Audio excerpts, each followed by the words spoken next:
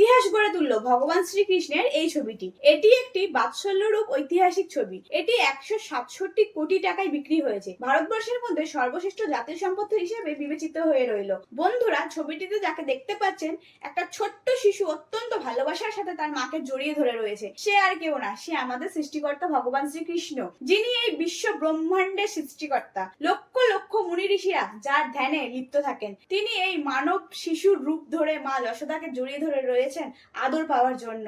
আর মা যশোদার কাছে তিনি ঈশ্বর নয়, তিনি তার আদরের কানাই। এবার আসি ছবিটি কে বানিয়েছেন এবং কে কিনেছেন তার ব্যাপারে।